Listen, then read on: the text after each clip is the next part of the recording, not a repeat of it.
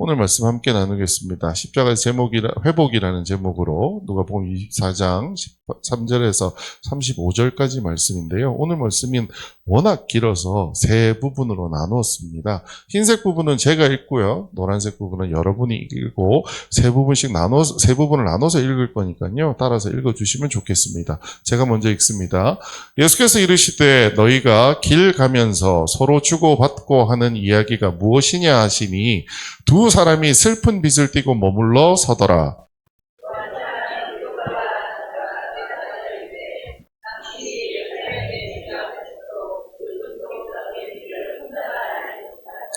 이르시되 무슨 일이냐 이르되 나사렛 예수의 일이니 그는 하나님과 모든 백성 앞에서 말과 일에 능하신 선지자이거늘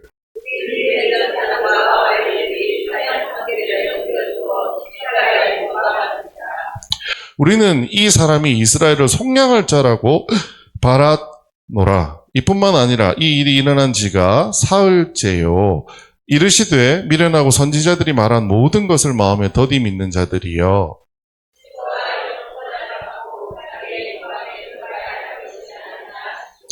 이에 모세와 모든 선지자의 글로 시작하여 모든 성경에 쓴 바 자기에 관한 것을 자세히 설명하시니라. 그들에게 함께 음식 잡수실 때 떡을 가지사 축사하시고 떼어 그들에게 주시니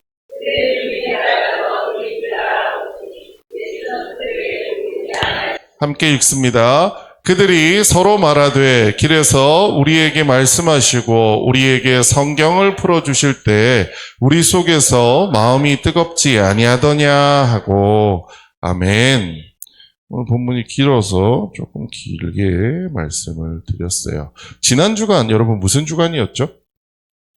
부활절이었습니다. 여러분 부활절 어떻게 부활 주간이 여러분 기쁘셨나요? 슬프셨나요? 힘드셨나요? 예수님 부활하셨으니 모든 일이 다 잘 될 것 같으셨나요? 실제 잘 되셨나요? 어떠셨어요? 주일날 예수님이 부활하셨다는 기쁜 소식을 듣고 저는 사무실에 출근을 했는데요. 정말 월요일 발걸음 가볍게 회사에 출근을 했는데 왜 이렇게 지난 한 주가 힘들었는지 모르겠습니다. 예수님 부활을 하셨다고 하는데 제 인생에서 뭔가 바뀌거나 변화된 거는 별로 없다라는 생각이 들었어요. 여러분은 어떠셨어요? 여러분 지난 한 주가 예수님께서 부활하셨으니 여러분의 인생도 뭔가 부활한 것처럼 기쁘셨나요? 오늘은 예수님 부활 이후에 두 제자의 이야기를 여러분과 함께 나눠볼까 합니다. 그날에 그 중 둘이 예루살렘에서 25리 되는 엠마오라 하는 마을로 가면서 이 모든 된 일을 서로 이야기하더라. 그들이 서로 이야기하며 문의할 때 예수께서 가까이 이르되 그들과 동행하시나 그들의 눈이 가리어져서 그인 줄 알아보지 못하거늘 예수께서 이르시되 너희가 길 가면서 서로 주고받고 하는 이야기가 무엇이냐 하시니 두 사람이 슬픈 빛을 띠고 머물러 서더라. 그날이 언제일까요? 예수님이 부활하신 날입니다. 예수님이 부활하신 날, 예수님의 제자라고 하는 사람들 중에 두 사람이 엠마오라는 곳을 향해 갔는데 25리쯤 됐답니다. 따져보니까 한 10km 정도 되는 거리입니다. 여기 초대교회를 기준으로 10km가 어딘가 했더니 창원 고속버스 터미널 아세요? 그 정도가 8.5km 정도입니다. 이제 거기서 팔령동 길 따라 쭉 올라가면 10km 정도 되는 것 같아요. 네, 그 정도 거리를 걸어서 가고 있었다는 겁니다. 뭔가를 생각해 보면 아주 특별한 여행을 떠난 건 아닌 것 같습니다. 그냥 일상적인 삶을 살던 그 순간이었다는 거죠. 예수님이 부활하셨지만요, 제자들에게 뭔가 특별한 일이 있었느냐? 없었다라는 겁니다. 그냥 그들은 평소에 하던 대로 그냥 10km 정도를 걸어갔다라는 거죠. 우리도 그랬죠. 지난주 예수님 부활하셨다고 막 계란도 먹고 예배도 드리고 했지만 우리 그냥 그대로 일상으로 돌아갔잖아요. 돌아갔더니 여러분 어떠시던가요? 막 기쁘고 즐겁고 부활하셨으니까 막 신나시던가요? 지난주에 제가 카톡에다가 이런 거 바꾸시죠? 라고 했잖아요. 기쁘시던가요? 주변에 여러분한테 막, 야, 너 예수 믿나 봐? 나도 그 사람 좀 알려줄래? 뭐 이렇게 물어보시는 분들이 계시던가요? 네. 저도 바꿨는데 미국에 있는 친구가 연락 왔더라고요. 야, 네 덕분에 부활절이란 줄 알았다, 야. 그런데 제자들이 어땠다고요? 슬픈 빛을 띠고 있었다고 합니다. 왜 그럴까요?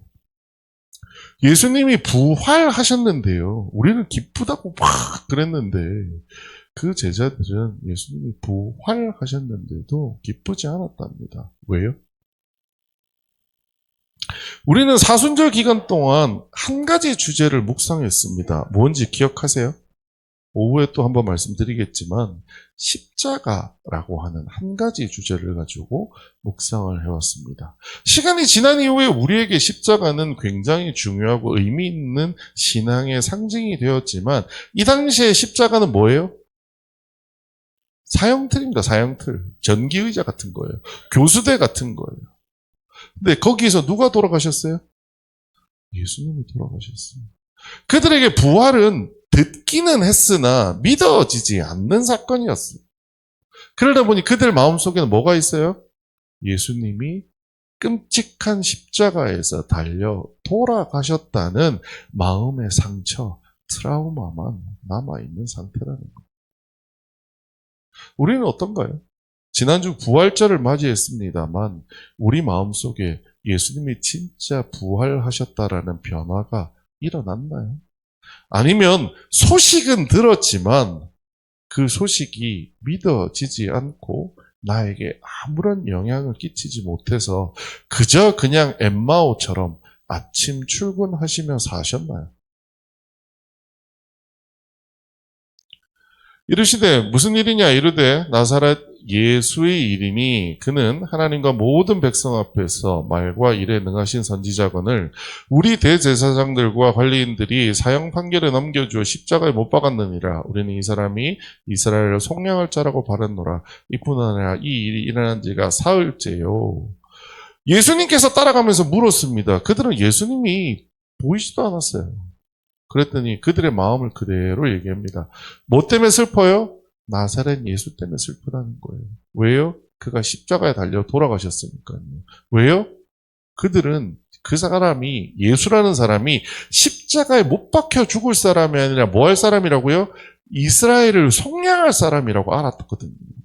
그런데 그 사람이 십자가에 못 박혀 죽은 거예요. 그들에게 십자가는요, 부활의 기쁨이 아니라 끔찍한 트라우마인 거예요. 그들은 생각했습니다. 우리의 구원자가 죽었다라는 거죠. 요즘 현대 보고 있으면 그런 생각을 할 때가 있습니다. 80년대 저희 아버지께서 막 부흥회 다니시고 집회할 때 보면은요, 세상에 온갖 기적이 일어나는 곳이 어디였나요? 교회였습니다. 기도원이었습니다. 그런데 오늘날 와서는 그 기적이 있나요, 없나요? 많이 줄었습니다. 초대교회도 있다고 하지만 많이 준 게 사실입니다. 그래서 그때 신앙생활을 했던 분들의 모습이 어떤가요? 여러분, 교회 와서는 기쁘고 즐겁게 막 있지만 주중에 어떻게 사세요? 행복하고 즐겁고 힘나게 씩씩하게 사세요? 아니면 이렇게 우울한 인생을 보내고 계신가요? 저는 회사에서 교회 다니는 분들이 힘내서 사시는 분들도 계시지만 그냥 일반적인 세상 사람과 다를 거 하나도 없이 그냥 우울하게 사시는 것 같습니다.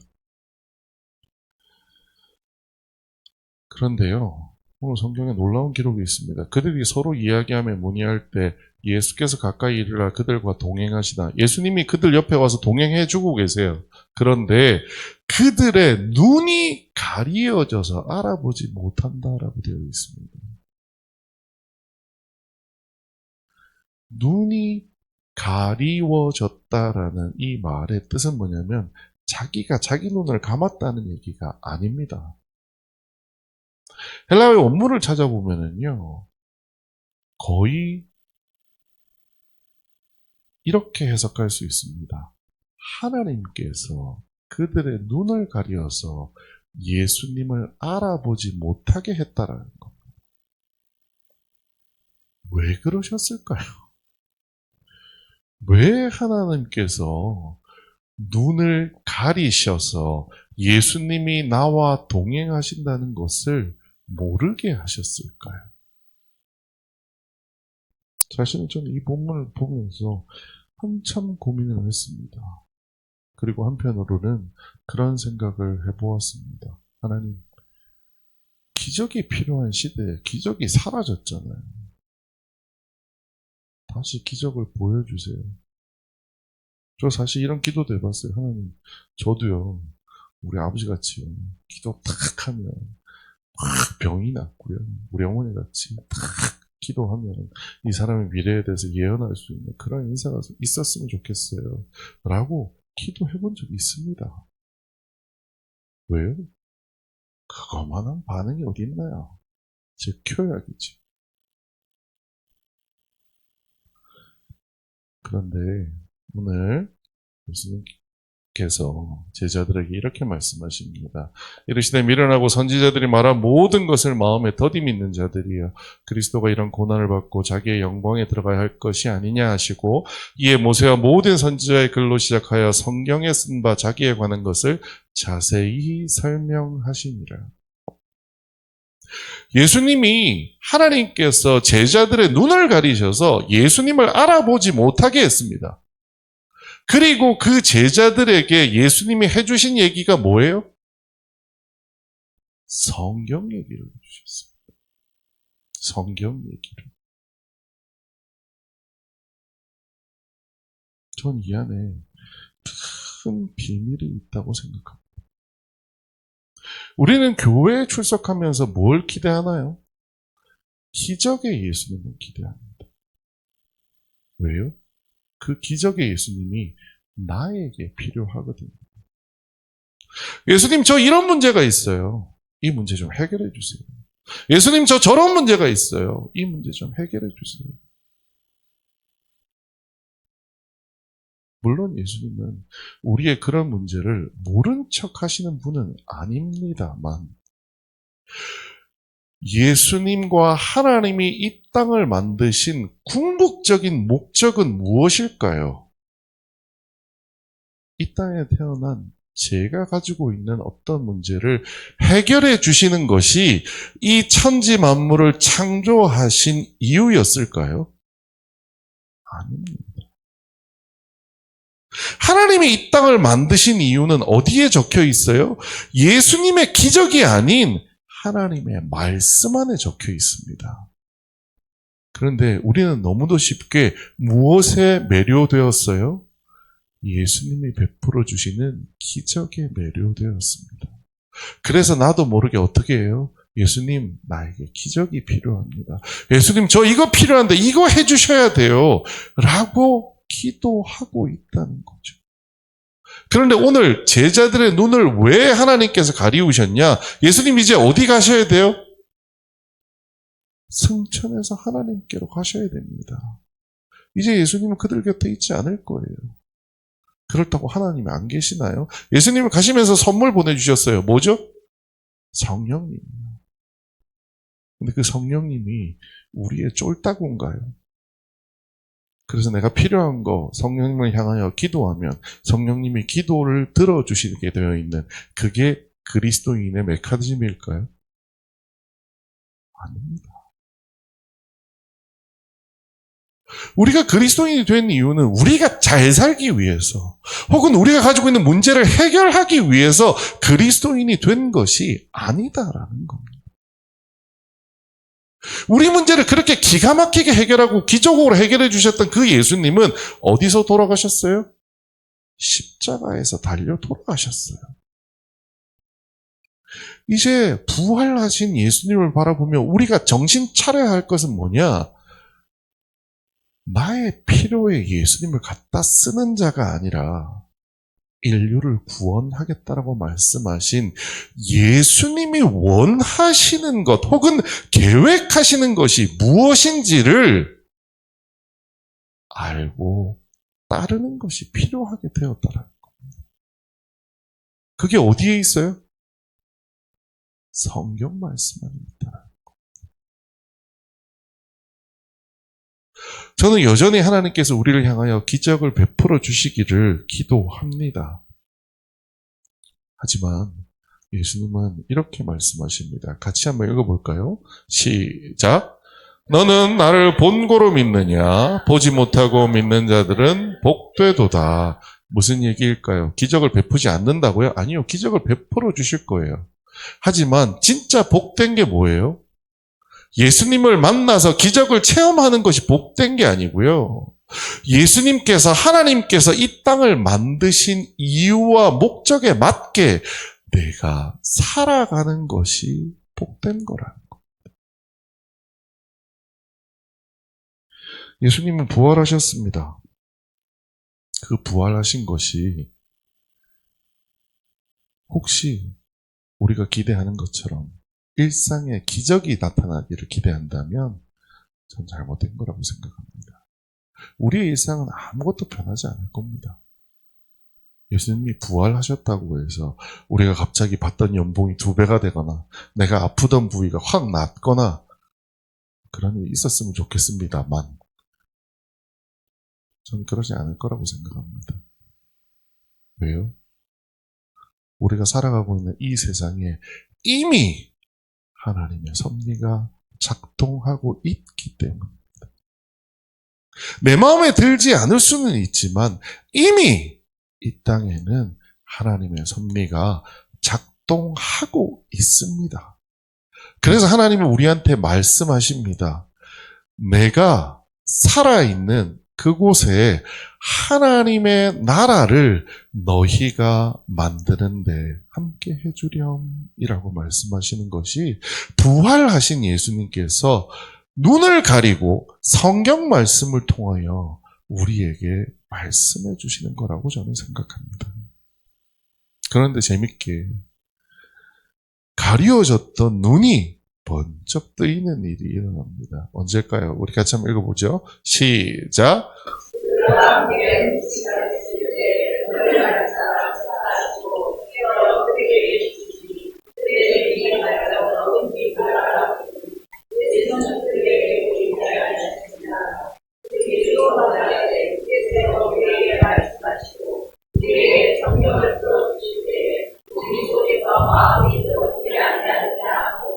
아멘. 언제요? 음식 잡수실 때, 떡을 뗄 때. 공교롭게 오늘 뭐가 있어요? 성찬식이 있어요. 마찬가지입니다. 이것도. 성찬식의 날 그들의 가리워진 눈이 떠졌다라는 겁니다. 그리고 얘기합니다. 곧 그때 일어나 예루살렘으로 돌아가 보니 11제자 및 그들과 함께한 자들이 모여 있어 말하기를 주께서 과연 살아나시고 시몬에게 보이셨다 하는지라. 두 사람도 길에서 된 일과 예수께서 떡 대심으로 자기들에게 알려지신 것을 말하더라라고 얘기하십니다. 사실 오늘은 길게 말씀을 드릴 수는 없겠지만 떡을 떼셨다라고 하는 이 표현은 성경에 3번 나옵니다. 이 3번 나오는 표현의 공통점은 뭐냐? 오병이어, 최후의 만찬, 그리고 오늘 엠마오의 성찬, 이렇게 3군데에서 등장합니다. 여러분, 이 3군데가 뭘까요? 오병이어, 공급하시는 하나님을 보여주십니다. 최후의 만찬은 뭔가요? 자기를 주신 예수님을 보여주는 곳입니다. 마지막 엠마오의 성찬은 뭐예요? 부활했다 진짜! 라고 하는 것을 보여주시는 그 자리입니다. 예수님께서 왜 떡 떼어 주심으로 눈을 열게 해 주셨을까요? 우리에게 해주시는 말씀은 우리가 떡됨을 받은 자로 우리가 이렇게 되어야 된다라고 하는 것이 아닐까 생각해 봅니다. 우리는요, 더 이상 하나님으로부터 뭔가를 받으려고 감나무 밑에서 입 벌리고 기다리는 그리스도인이 되어서는 안 됩니다. 이제는요, 하나님께 공급해드린 그리스도인이 되어야 합니다. 두 번째는요, 예수께서 자기를 주셨던 것처럼 우리도 우리 자신을 들여서 하나님이 원하시는 일을 하는 자리에 나아가야 합니다. 언제까지 예수님 이거 해주세요, 저거 해주세요 라는 자리에 머무르시겠어요? 그거는 오늘 기도한 것 같은 중고등학생들 혹은 초등학생들이 하는 기도입니다. 이제 우리의 기도는 하나님 해주세요가 아니고요. 하나님 내 삶은 하나님이 책임져 주실 거죠? 이제 나는 하나님이 원하시는 그것을 위해 내 자신을 드리겠습니다라고 기도하실 수 있는 여러분들이 되시기를 부탁드립니다. 그리고 마지막에 우리도 이제 다시 예수님께서 부활하셨다는 것을 사람들에게 전하는 자들이 되어야 하지 않을까 생각합니다. 여러분, 어떻게 이 모든 일이 가능할까요? 기적으로요? 체험으로요? 아니요. 말씀 안에 들어있습니다. 하나님이 이 땅을 만드시고 이 땅을 통하여 하고 싶었던 많은 것들에 대해서 성경 안에 다 설계해 두셨습니다. 우리는 이제 이 말씀을 통하여 진짜 하나님 이 땅에서 하고 싶은 것이 무엇인지 돌이켜서 함께 생각하며 함께 나아갈 수 있는 초대교회 여러분들이 되시면 좋겠습니다. 기도하겠습니다. 지금은 우리 주 예수 그리스도 은혜와 하나님 아버지의 크신 사랑과 성령님의 감동 감화하심과 충만하심이 오늘 하나님 앞에 말씀과 우리 성찬 예식에 참여하신 모든 우리 성도들 머리 위에 피로 값주고 세우신 초대교회 위에 저들이 하고 있는 모든 일들 위에 우리 선교 현장 위에 나라와 민족 위에 영원토록 함께 계시옵기를 간절히 축원하옵나이다. 아멘.